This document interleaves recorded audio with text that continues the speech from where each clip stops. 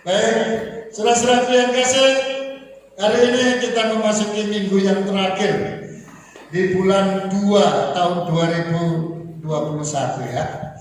Saudara yang kasih, kita akan menilik sebuah peristiwa yang pernah terjadi ya. Dan peristiwa itu sepertinya di luar dugaan bagi jemaat Tuhan, bagi pengurus gereja, bahkan bagi tanda kutip hamba-hamba Tuhan pada masa itu, saudara. Ya, kenapa di luar dugaan?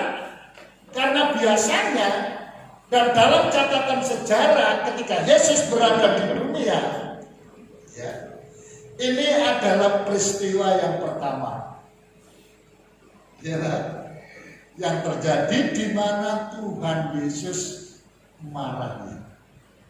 Ya, biasanya kalau Tuhan Yesus memasuki rumah ibadat, saudara-saudaraku yang kasih, maka kalau dia marah, ya, dia marahnya itu marah secara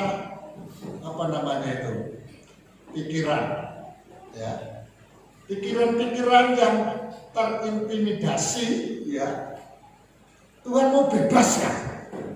Yang mengikat itu Tuhan marah sama pengikatnya, karena yang mengikat itu adalah roh iblis. Ya. Tapi ini dia lakukan kemarahannya itu dengan action tindakan, ya, secara nyata. Ya. Saudara-saudara yang kasih, kalau saya bertanya kepada Bapak Ibu sekalian, di manakah dan kapankah tercatat di dalam Alkitab Tuhan Yesus marah, ya, saking marahnya itu ya, tangannya bergerak dan lain sebagainya. Dalam peristiwa apakah itu? Ada yang tahu? Rumah Tuhan dijadikan rumah penyamun. Iya, rumah Tuhan dijadikan sarang penyamun. Ya. Maka firman Tuhan pada saat ini saya beri tema Bait Allah atau rumah Tuhan itu adalah rumah doa, bukan sarang penyamun. Ya, sarang penyamun. Ada yang tahu nggak apa itu sarang penyamun? Sarang itu adalah tempat. Penyamun, apa itu penyamun? Kejahatan dan lain sebagainya. Ayo kita lihat dulu Alkitab ya. Kita buka dulu di dalam Injil Matius pada pasal yang ke-21 ayat 10 sampai dengan ayat yang ke-16. Ya. Matius pada pasal 21 dimulai dari ayat 10 sampai dengan ayat 16 ya. Yang tidak bawa Alkitab bisa lihat di layar. Kita akan bagi berdiri sekali lagi dan saya akan bacakan ayat-ayat yang genap, Bapak Ibu sekalian, ayat yang ganjil. Kemudian yang terakhir yaitu ayat yang ke-16 kita akan baca bersama ya. Demikianlah firman Tuhan. Dan ketika ia masuk ke Yerusalem, gemparlah seluruh kota itu dan orang berkata, siapakah orang ini? Dan orang banyak itu menyahut, inilah Yesus dari Nazaret. Lalu Yesus masuk ke Bait Allah dan mengusir semua orang yang berjual beli di halaman Bait Allah. Ia membalikkan meja-meja penukar uang dan bangku-bangku pedagang merpati Dan berkata kepada mereka, ada tertulis, rumah Tuhan disebut rumah doa, tetapi kamu menjadikan sarang penyamun. Maka datanglah orang-orang buta dan orang-orang timpang kepadanya dalam Bait Allah itu dan mereka disembuhkannya. Tetapi ketika yang menimang kepala dan mereka bawa dia ke masjid yang itu dan anak-anak Yesus berdoa kepada Allah, Hosana bagi anak Daud, anak mereka sampai. Sama-sama.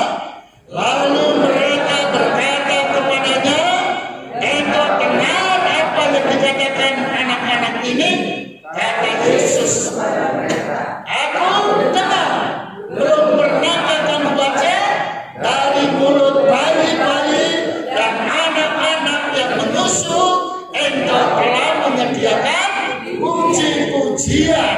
Haleluya. Silakan duduk saudara-saudara yang kasih.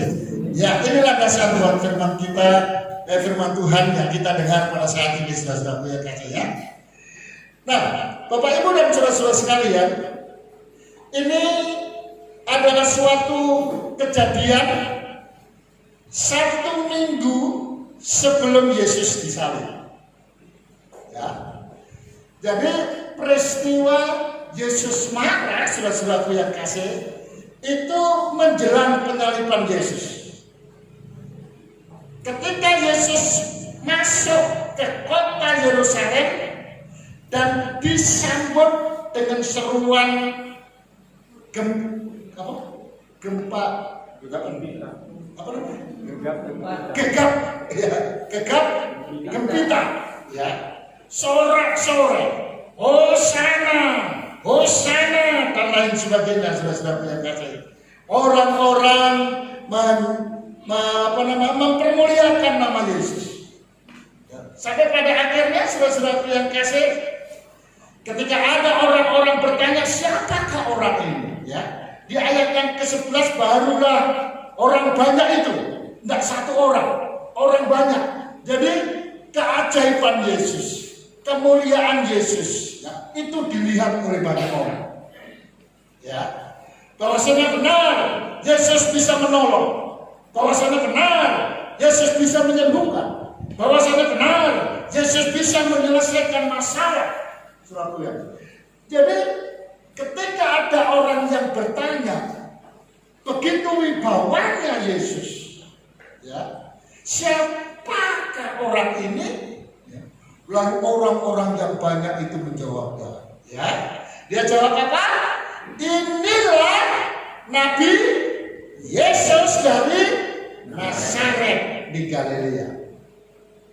Ya, saudara, pola bahasa pada waktu itu. Ya. Pola bahasa pada waktu itu. Ya. Jadi setiap suku bangsa itu mempunyai pola bahasa yang berbeda-beda, logatnya berbeda-beda. Orang Batak, ya, dimanapun dia berada, kalau dia memang asli orang Batak, maaf ya, yang maksud asli orang Batak itu dia lahir di tanah Batak, ya, atau di lingkungan orang Batak yang tulen, saudara-saudara yang kasih. Maka ketika dia keluar, mau di Amerika pun, saudara-saudara yang kasih, ya, kalau orang yang di Amerika itu tahu tentang Batak, ini yang orang Batak ngomong, nggak usah dia mengatakan aku orang Batak. Orang Batak itu pasti tahu, orang Amerika itu pasti tahu, ini pasti orang Batak. Ya, lu gak jauh-jauh, saudara-saudara yang kasih. Saya sangat jarang sekali memperkenalkan diri sebagai orang Jawa. Ketika saya di Papua, sebelum saya menyampaikan firman Tuhan, saya perkenalkan diri, ya, saya tidak pernah mengatakan saya orang Jawa. Tidak selalu maksud saya. Ya. Yang jelas adalah saya pendeta Muhammad Bambang. Ya. Ada dari Medan. Ya. Dari Medan. Ya. Orang biasanya kalau mengatakan dari Medan, ya, terus kemudian yang terpikir adalah Batak. Tapi oleh karena logatku, gaya bahasaku, saudara-saudaraku yang kasih, aku ngomong orang Medan, tapi mereka semua selalu katakan, ini Pak Pendeta Bambang pasti orang Jawa. Pasti orang Jawa, ya. Sama seperti orang Nias juga begitu, saudara-saudaraku yang kasih, apalagi kalau betul-betul yang dari Nias. Begitu dia ngomong di Jakarta, oh tahu, ini pasti orang Nias. Kenapa? Karena setiap ngomong itu disunat bahasanya. Ya. Pengumuman. Bukan pengumuman, pengumuman. Ya. Lalu kemudian ada orang lagi jalan-jalan di Kampung Lala, ya, kaca, gitu. Iya. Ini yang umum, kalau yang rohani, oh Tuhan, ubahlah hatiku, hati yang keras menjadi hati yang lembut. Orang Jawa pikir, Mas, podo wae. Ya. Tapi kalau orang Jawa yang sudah ke Nias, apalagi menikah dengan orang Nias, pasti tahu. Ya. Itu pasti hati yang keras menjadi hati yang lembut. Ya.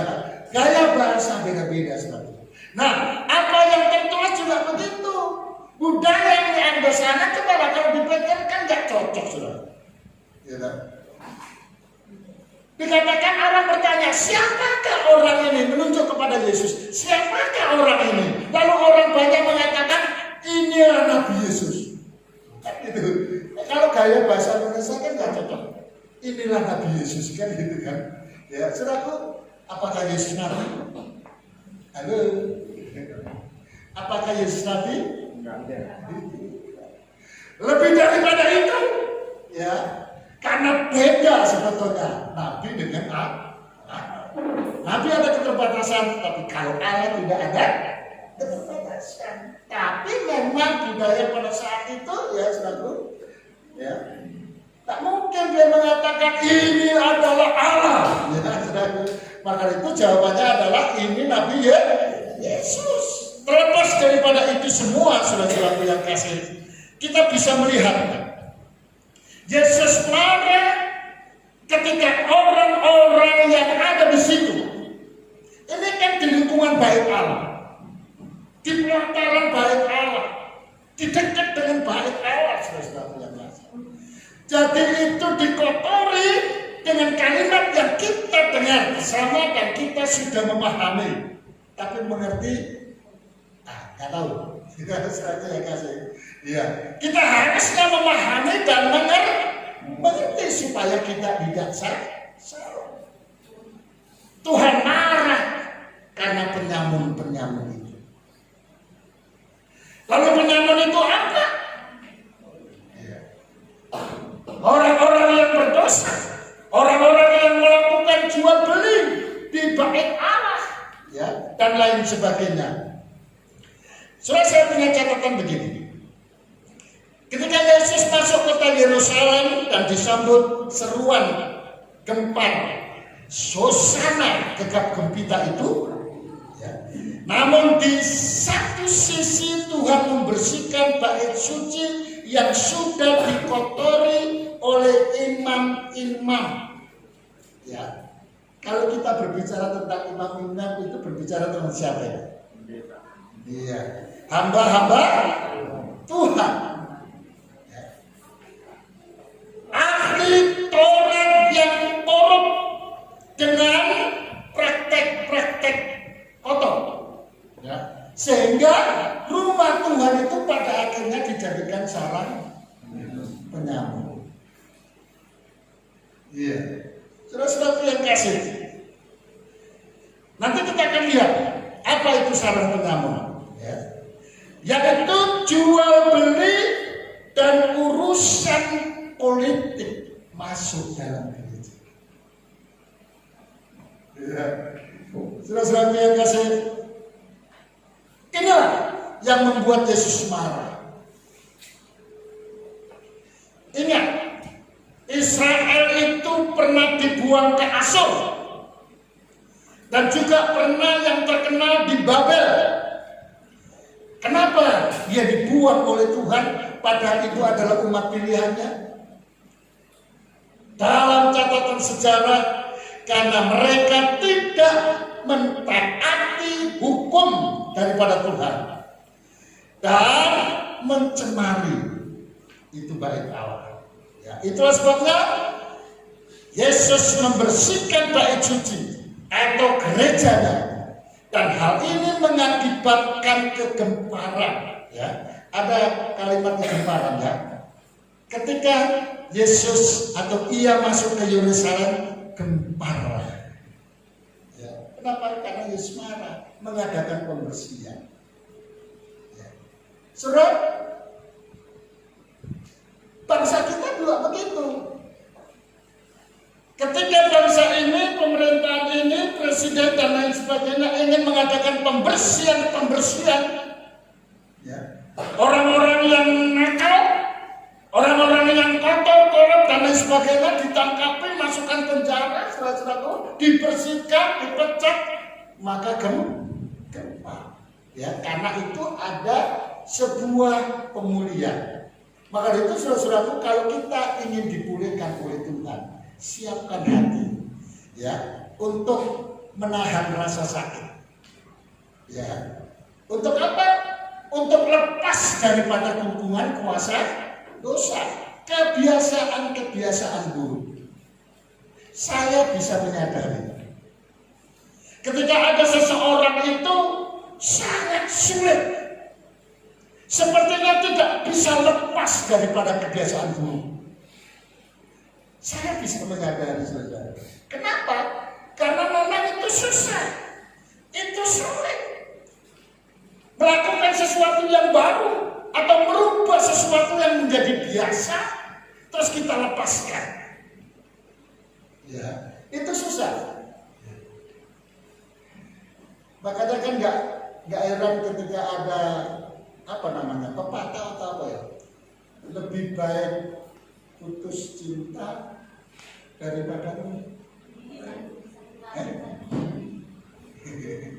putus rokok. Ada itu pernah tersiar seperti itu, ya. Kenapa? Karena itu sangat susah, sulit, ya. Bahkan bisa seperti yang sakit kalau tidak melakukan itu. Dan juga kebiasaan-kebiasaan buruk. Kalau orang yang sudah biasa bohong, saudara, untuk bisa berhenti berbohong itu susah. Ya. Sepertinya nggak ada kawan, ya, kalau tidak merumpi sesuatu yang tidak benar. Nah, saudara-saudara yang kasih, kita akan lihat dulu, saudara. Yang membuat kegemparan terjadi di dalam gereja. Yang pertama, ketika orang sudah salah punya konsep terhadap gereja. Yang pertama adalah harusnya gereja itu adalah gereja yang berlutut dan sujud kepada Tuhan. Mengapa, saudara-saudara yang kasih? Coba baca ayat ke-13 tadi. Matius 21 ayat 13. Kita baca ya. Ada tulisan apa di situ? 2, 3. Dan berkata kepada mereka, ada tertulis, rumahku akan disebut rumah doa, tetapi kamu menjadikannya sarang penyambung. Rumah Tuhan, bait Allah, itu posisi yang benar adalah sebagai rumah doa, bukan sarang penyambung. Ya, maka itu saudara-saudaraku yang kasih, ketika gereja Philadelphia 2 berikut dengan bagian di dalam gereja, komisi-komisi, ketika ada sesuatu program yang baru, saudara-saudaraku yang kasih, selalu saya memberikan peringatan supaya jangan salah. Ya, pekerjaan Tuhan, rumah Tuhan, ya, itu adalah rumah doa, bukan sarang penyambung. Karena kalau tidak hati-hati, saudara, iblis itu lebih pintar daripada kita. Iya. Iblis itu merayu, iblis itu memanjakan, iblis itu menarik hati, mempengaruhi kita. Ya, kan? Ada orang merayu atau mempengaruhi, ya, itu dengan kata-kata yang mengancam, tak ada. Ya. Sama lah ketika iblis merayu si Hawa. Ya. Ini kan boleh dimakan semua. Ya. Boleh. Ya. Atau ketika iblis merayu Tuhan Yesus, ya, ketika berpuasa 40 hari 40 malam, dia berkata kepada Yesus, Yesus, ya, sembah, lihat kota Medan, rekreasinya yang paling indah di kota Medan ini mana? Sumatera Utara. Oh, ada jalan Danau Toba. Tuh lihat Danau Toba. Indah. Beras kaki, wah, subur kan gitu kan? Ya, sembah aku nanti aku kasihkan itu semua. Itu merayu saudara biasa. Supaya Yesus ikut dalam rayuan itu. Ya. Nah sama ketika Efes merayu kita. Ya. Dengan sesuatu disuguhkan yang enak-enak. Ya. Cobalah kamu hitung-hitung bro. Ya. Berapa jam kamu di gereja? 2 jam setengah. Belum lagi setelah ibadah selesai ngobrol-ngobrol lagi katakanlah 4 jam. Gitu. Apa yang kamu dapat? Ya. Coba bro, kalau di gede uang, masalah hilang. Ada ya orang bilang gitu ya, kalau ada masalah minum toa supaya hilang masalah. Pertanyaanku, benarkah hilang masalahnya? Yang ada malah itu, ya. Memang ketika gelap lah kemudian gini, ya hilang. Hilang kan gitu kan. Namanya juga nggak sadar. Ya. Karena begitu masuk kamarnya istrinya di rumah, siapa kowe? Istrinya nggak terima kan berantem saudara. Masa istrinya dibilang siapa kowe ya? Saudara-saudaraku yang kasih, gimana ini? Jadi Allah menginginkan rumahnya itu adalah rumah doa. Ya. Yang kedua, maksudnya kenapa Allah inginkan kita berlutut, kita bersujud, dan dia katakan rumahku itu adalah rumah doa. Itu maksudnya ketika engkau punya masalah, ketika engkau punya problem, datanglah ke rumahku. Ya kan? Artinya berdoa saudara-saudara yang kasih. Ya. Lalu kemudian yang kedua, gereja yang benar itu adalah gereja yang memiliki relasi yang hidup dan tulus kepada Tuhan. Ada hubungan yang baik dengan Tuhan, ya, dengan ketulusan. Ya. Orang melayani Tuhan, ya, itu melayani Tuhan bukan melayani manusia dengan tulus. Saudara, kalau kita melayani Tuhan, ingin mendapatkan sesuatu yang katakanlah akaliah, saudara-saudara yang kasih, itu tidak benar. Kita sepertinya mengharapkan sesuatu tidak dengan iman. Kita melakukan itu untuk kepentingan kita. Ada orang mengatakan begini, kalau kamu melayani Tuhan, hidupmu akan diberkati oleh Tuhan. Saya mau tanya, ini kalimat benar ya? Kalau kamu melayani Tuhan, kamu akan diberkati Tuhan. Saudara, ada begitu ayat juga mengajarkan seperti itu tidak salah. Ya, kita melayani Tuhan, kita akan diberkati. Itu nggak salah. Itu akan menjadi salah ketika kita berpikir, ya, kalau kita melayani itu pasti kita akan diberkati oleh Tuhan dengan pemahaman begini. Bawalah persembahan persepuluhan dan lain sebagainya. Ayo kita lihat di dalam Maleakhi ya. Dan Maleakhi pada pasal 3 ayat yang ke-10 ya. Ketemu Bang? Iya. Coba saudara perhatikan di sini ya. Ayo kita baca ya bersama-sama ya. 2, 3. bawalah seluruh persembahan persepuluhan itu ke dalam rumah perbendaharaan, supaya ada persediaan makanan di rumahku, dan ujilah aku, firman Tuhan semesta alam, apakah aku tidak membukakan bagimu tingkap-tingkap langit dan mencurahkan berkat kepadamu sampai berkelimpahan. Ya, sudah perhatikan. Ayat ini salah? Tidak. Firman Tuhan tidak pernah ada yang salah. Kalau toh ada yang salah adalah orang yang memahaminya. Ya, orang yang memahaminya. Ya. Lalu ketika kita punya konsep yang salah, karena ayat ini mengatakan bahwa berarti kita harus bawa persepuluhan. Kalau kita sudah bawa persepuluhan, pasti firman Tuhan. Ya. Dikatakan ujilah aku.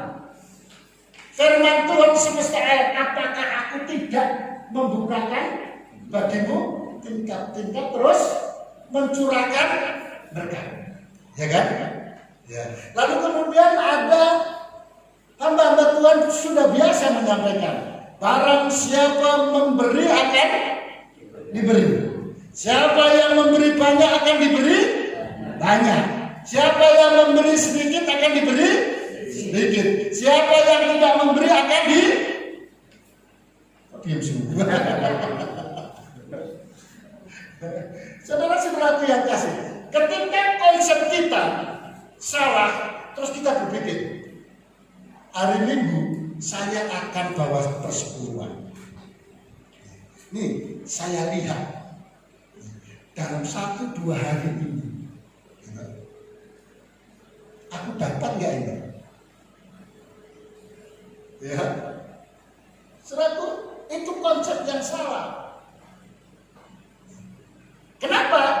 Karena dia mengharapkan sesuatu untuk pribadi, untuk perut, saudara-saudaraku yang kasih. Yang benar adalah aku akan bawa persepuluhanku sebagai tanda ucapan syukur atas berkat yang Tuhan alirkan kepada kami. Ketika itu kita serahkan dengan ucapan syukur, gitu. Nggak usah dinanti-nanti. Ya. Tuhan punya waktu dan janji Tuhan itu akan diberikan. Makanya kalau kita berbuat untuk Tuhan jangan hitung-hitungan, saudara-saudaraku yang kasih. Ya, ya. Nah, gereja yang memiliki relasi yang hidup dan tulus kepada Tuhan. Kita lihat ayat 14.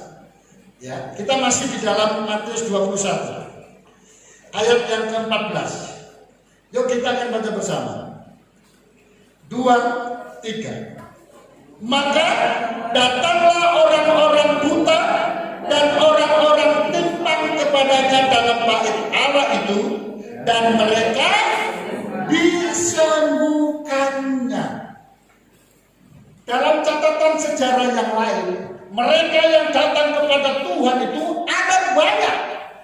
Saudara, yang disembuhkan itu semuanya. Yang ditolong itu semuanya. Tidak ada satupun yang tidak ditolong. Iya. Dan sekarang katakan di dalam Alkitab ada 10 orang yang sakit kusta. Datang kepada Yesus. Saya tanya, berapa orang yang disembuhkannya? 10. 10 orang kusta datang, yang disembuhkannya 10. Berarti yang tidak disembuhkan berapa? Disembuhkan semua? Enggak, maksud saya siapa tahu ada yang jawab ada 5 gitu kan. Tapi itu enggak konsep ya. Saudara-saudaraku yang kasih, saya mau tanya, ketika 10 orang itu disembuhkan oleh Tuhan, lalu kemudian setelah sembuh, yang datang kembali kepada Yesus, muliakan Yesus berapa orang?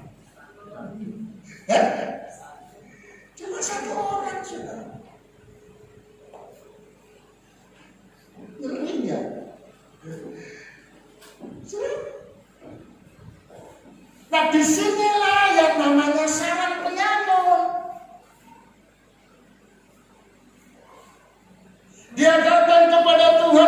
diberkati Tuhan.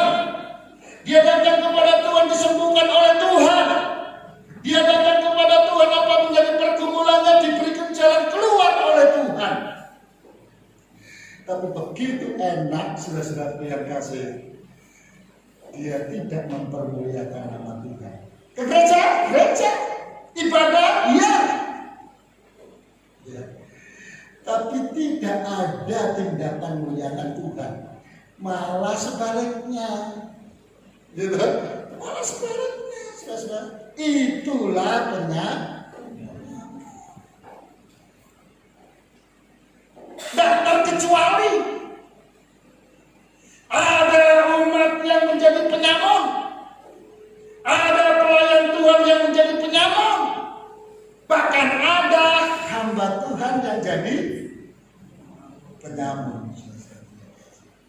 Ya, apa saudara yang kasih itu banyak bukti-bukti. Tuhan sendiri yang bilang bahwasanya yang masuk di dalam kandang itu tidak semuanya domba.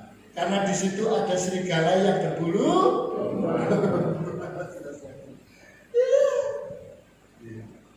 Lalu kemudian pelayan-pelayan Tuhan, saudara yang kasih, itu adalah yang menjaga rumah Tuhan, tapi justru dia yang menjadi pencuri.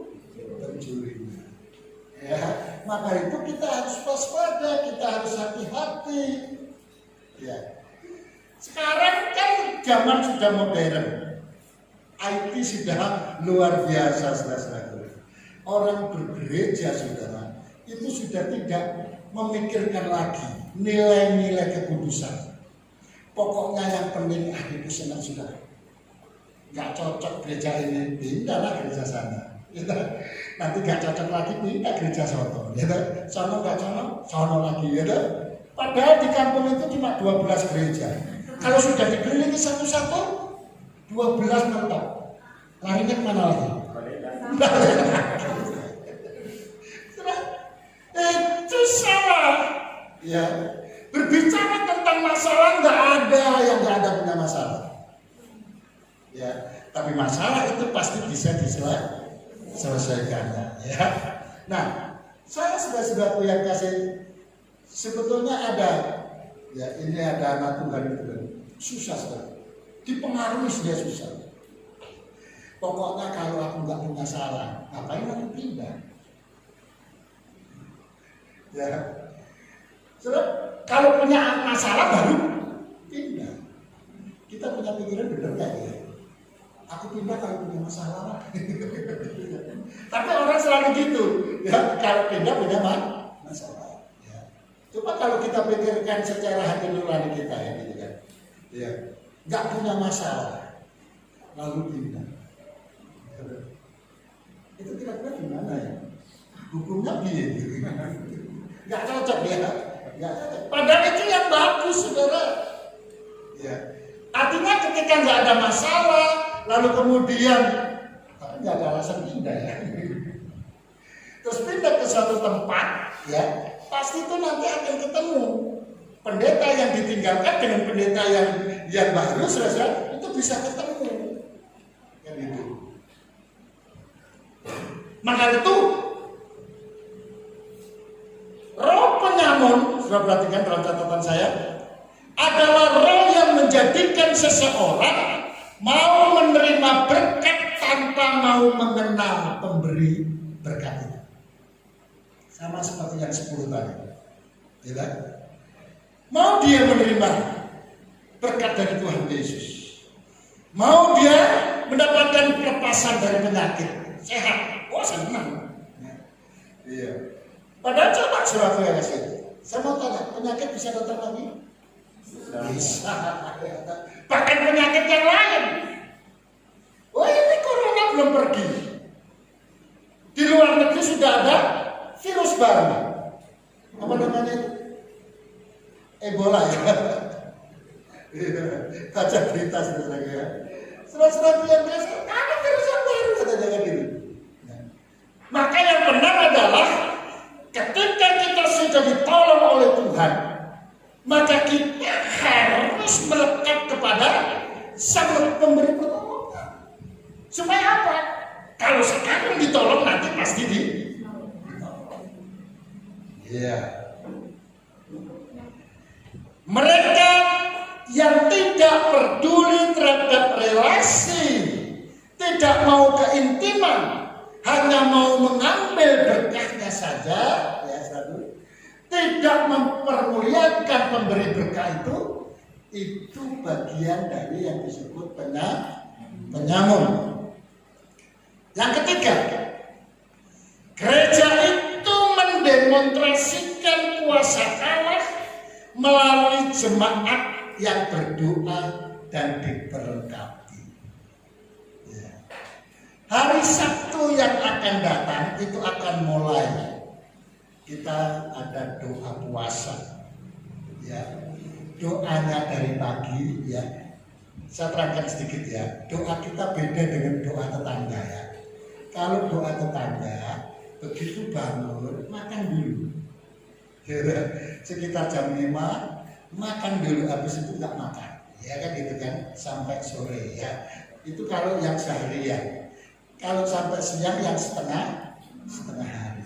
Nah saudara-saudaraku yang kasih, kita yang paling bagus adalah pada waktu kita tidur malam, itulah start kita puasa. Pada saat kita tidur malam, itulah start kita puasa. Jam berapa itu ya terserah saudara tidur. Tidur jam 8 malam, start kita puasa. Tidur jam 12 malam, start kita puasa. Ya kan? Tidur pagi jam 5 ya, berarti start kita. Ya. Lalu kalau tidurnya jam 12 siang, kapan puasanya? Keterlaluan itu. Ya. Saudaraku, pokoknya mulai dari tidur. Ya. Kapan buka puasanya? Ya. Kita sepakat jam 10 kumpul di gereja, ya, doa bersama, ya. Lalu tergantung saat kita di gereja, karena di situ ada firman Tuhan, di situ ada doa-doa, saudara-saudara, di situ ada syafaat, saudara-saudara yang kasih. Kalau selesai jam 12 buka, ya. Kalau selesai itu jam 1 siang, buka. Boleh, siapa yang larang? Puasa di dalam kekristenan contoh-contohnya banyak, ya kan? Ada juga puasa putih, ya, hanya makan sayur-sayuran, ada juga. Siapa yang puasanya hanya makan sayuran, nasi nggak makan, roti nggak makan, siapa? Halo? Ya, Sadrak, Mesak dan Abednego, ya kan? Lalu kemudian ada yang berpuasa 3 hari 3 malam. Ada yang puasa 7 hari. Tuhan Yesus berapa? 40 hari 40 malam. Kapan kita kira-kira melakukan seperti Tuhan Yesus lakukan? 40 hari 40 malam. Iya. Saudaraku, ya, kita lihat di dalam ayat yang ke-16. Ayat yang ke-16. Lalu mereka berkata kepadanya, engkau dengar yang dikatakan anak-anak ini? Kata Yesus kepada mereka, aku dengar. Belum pernahkah kamu membaca dari mulut bayi-bayi dan anak-anak yang menyusu, engkau telah menyediakan puji-pujian. Saudaraku yang kasih, Tuhan tidak pernah memaksa engkau untuk engkau memuji Dia. Ya. Tapi yang sudah Tuhan sediakan adalah kalau engkau memuji Dia, engkau akan diberkati. Ya. Maka terserah kita mau diberkati atau tidak. Ya. Nah, lalu kemudian saudara-saudaraku yang kasih, seseorang yang bergaul intim dengan Tuhan tidak akan pernah terintimidasi oleh manusia. Jadi dia ada dalam pengaruh Allah, dalam pengaruh roh Allah. Dia akan bisa membedakan mana yang baik dan mana yang berkenan kepada Tuhan. Seringkali kita dihadapkan dalam posisi yang sulit. Mau ke gereja, rumah kita agak jauh dari gereja. hendak melangkahkan keluar dari rumah, tahu-tahu mendadak turun hujan. Ya, memang baru gerimis sih. Gerimis sih, sudah lihat kasih. Payung nggak ada. Aduh, coba logikanya. Lanjut ke gereja. Saudara, beberapa kali saya sudah sampaikan kepada saudara, waktu dulu saya masih muda. Di sebuah kampung, saudara-saudaraku, mereka tidak bergereja, tidak naik kendaraan, tidak naik sepeda sekalipun, saudara. Dia harus berjalan kaki, tidak aspal jalannya. Tentu kita bisa membayangkan, ya, karena itu adalah tanah, begitu hujan pasti bermasalah sekali. Di sepatu khususnya, payung tidak ada, tapi orang-orang yang di kampung itu, karena ada tanaman, ada pisang, apa yang diambil? Sampai sekarang saya belum pernah melihat di gereja kita ini orang datang ke gereja pas hujan pakai karena rata-rata sudah punya payung. Yang nggak punya payung pasti tidak ke. Kadang-kadang kita dihadapkan seperti itu. Mau ke gereja ada tamu. Iya. Apalagi tamunya istimewa atau kalau orang Batam tulang. Hula-hula itu apa? Tulang. Oh gitu. Hula-hula juga ya. Ya. Soalnya itu susah. Ya, tapi kita memang harus memilih. Orang yang erat intim dengan Tuhan, ya, dia tidak terintimidasi oleh manusia. Maka ketika dia tidak terintimidasi manusia, dia pasti langkahkan pergi ke gereja. Karena ke gereja jumpa dengan itu yang betul, saudara yang kasih. Yang terakhir,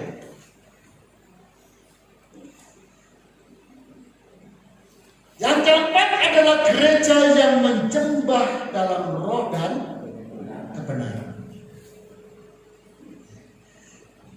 Artinya gereja itu akan berdampak. Gereja itu akan menggemparkan, mempengaruhi. Ya. Itu adalah gereja yang mempraktekkan kehidupan yang didasari atas kekudusan dan kebenaran. Ya. Sehingga yang bukan masalah tidak dijadikan masalah. Itu kan repot.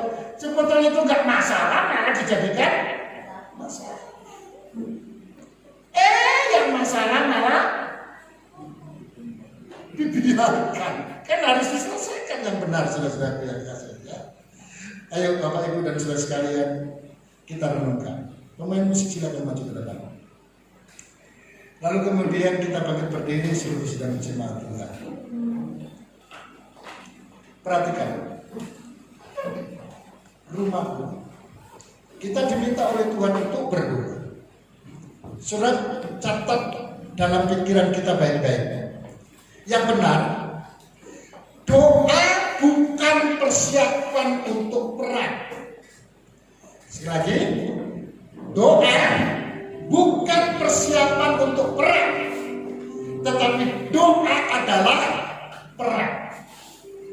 Ya, beda saudara, beda ya. Sekali lagi ya, doa bukan persiapan untuk perang, tapi doa adalah perang. Ya, kita memerangi kuasa kegelapan, kita memerangi segala penyakit, kita memerangi kebiasaan buruk, kita memerangi keterikatan dan lain sebagainya ya. Kita sambil bangkit berdiri saudara-saudara yang kasih. Hari ini kita diberkati dengan firman Tuhan mengenai kisah Tuhan Yesus membersihkan bait suci. Tidak ada yang senang jika rumahnya dikotori oleh orang lain. Apalagi bait suci adalah tempat yang suci dan sakral yang dikotori dengan praktek penyamun, jual beli oleh para imam dan ahli Taurat. Itulah sebabnya mengapa Yesus geram dan Yesus membersihkan rumah Allah. Saudara perhatikan kalimat inti ini. Dalam perkembangannya, bait suci adalah kehidupan pribadi kita dari anak-anak Tuhan yang tidak boleh dikotori dengan hal-hal yang tidak kudus. Saya bacakan dalam satu ayat. Saudara dengar dengan baik-baik. 1 Korintus 6 ayat ke-19 dikatakan, atau tidak tahukah kamu bahwa tubuhmu adalah bait Roh Kudus yang diam di dalam kamu, Roh Kudus yang kamu peroleh dari Allah, dan bahwa kamu bukan milik kamu sendiri. Kehidupan kita harus dijaga. Kehidupan kita harus dirawat dengan memiliki kehidupan pribadi yang selalu berdoa, selalu menjaga keintiman dengan Tuhan, relasi kepada Sang Pemberi berkat, mendemonstrasikan kuasa Allah, dan hidup dalam kekudusan dan kebenaran. Ingat baik-baik, biarlah Allah berkarya dalam hidup kita. Ku bawa hidupku sekarang